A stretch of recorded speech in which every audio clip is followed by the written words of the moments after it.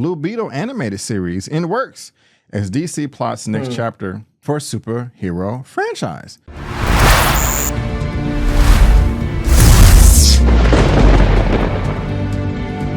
Did you see Blue Beetle? I did. I saw it in the movies actually with my niece. Oh, it was entertaining. Larry actually went to the movie. That's what's up. I did. I think that was the first time I had been to the movies since, the whole pandemic thing, and it was entertaining. Yes, I'm not trying to talk trash. That's surprising. I just you can talk. Hey, I talked all kinds of trash towards you when you were going to the movies during the pandemic, man. You can talk all the trash you want. That's fair. That's fair. Me and B used to have some battles about that. So you guys aren't always privy to the backstage stuff that happens in our threads, but we used to go back and forth about it. This is true. Well. As far as the box office is concerned for the Blue Beetle that came out last year, it only made $130 million worldwide at the box office. And that's not good, especially with a budget of $104 million. So it needed to make 3 times that. So what was that, 312? And so they lost some money, unfortunately. It did well as far as the fans and the critics is concerned, so at least people liked the movie. It was entertaining, but this is topic number 2 coming from Deadline, and they say Blue Beetle animated series in works as DC plots next chapter for superhero franchise. And of course, like always, Deadline has the exclusive. Warner Brothers Animation and DC Studios are looking to continue telling Blue Beetle stories via an animated series currently in development. Sources close to the production tell Deadline. Miguel Puga has been working on the project since earlier this year and will serve as the project showrunner and director with Christian Martinez as writer. Angel Manuel Soto and Gareth Dumnut Alcocer, if I'm pronouncing that correctly, director and screenwriter of the last film we talked about, respectively, will executive produce alongside John Ricard, who served in the same capacity on the film. Galen Vaisman, who was an EP on the film, will oversee the animated TV series for DC. Larry, does this get you excited? Do you want to check this out? Is this something that you can possibly watch with your niece? That you said you went to go see it at the theater with her. You think you guys will like this? I mean, I'll probably watch it with her. It doesn't get me super excited. I kind of feel like with these characters that are coming out that a lot of people just don't know about. Mm-hmm. I feel like you need to do something like throw them in another show, put them in another movie, and with a little, sort of like a little segmented part, or not necessarily cameos, or maybe it can be an extended cameo, but you have to sort of introduce them early so people are like, who is that? What are they? And you don't really explain who they are. They show up, they do cool stuff, they look cool.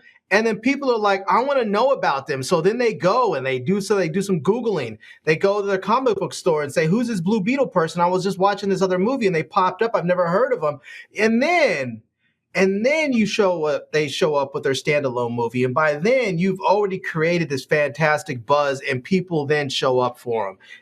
I mean, you just drop in some new superhero. It's like, bam, he's Hispanic, love him. And people are like, nah, no, I need more than that. You don't get the whole just love him because he's Hispanic, just love him because he's a woman, just love him because he's black. You don't get that, Okay. I mean, we saw Black Panther. We saw Black Panther 1 or 2 times before he got his own movie. Yeah. I mean, that seems to be a good formula. Okay. We saw Wonder Woman before we got her in her own standalone. We saw her in Batman versus Superman. And I mean, I think that just created an enormous amount of excitement because we got to because a lot of people were like, Gal Gadot, really? That's what we're going to, like, people couldn't see her in that role. And then we actually got to see her in that role. And the people were like, oh yeah, I get it. I want more of that, And then by the time we got to the standalone movie, people were all in. And I just think that's a model that they should follow if they're going to continue to introduce new characters. Okay. Well, I'm not mad at that. Blue Beetle was introduced to me during, what was that show called? Young Justice. And I think he premiered in season 2. And I wasn't in love with the character then. I actually found him a little bit annoying. But as time has gone on, I am a bit more fascinated with him. And, you know, I like the character. I can say that much. And so I kind of, you know, I'm looking forward to this in some way, shape, or form. I mean, why not? I think it'll be fun.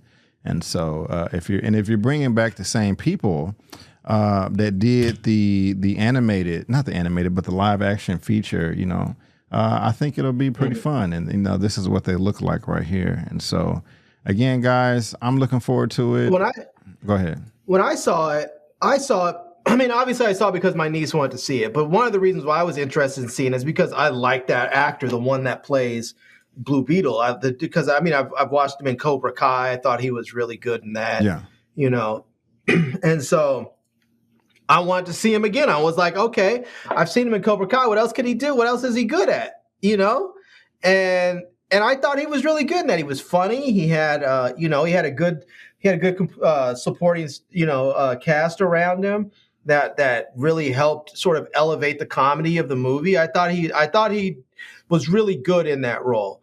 And if it had not, I mean, to be honest with you, I rarely go see a movie just because of the actor that's in there. I mean, with the exception of like Denzel or Halle Berry, I just generally don't do it. Like if there's a Denzel movie, I'm seeing it.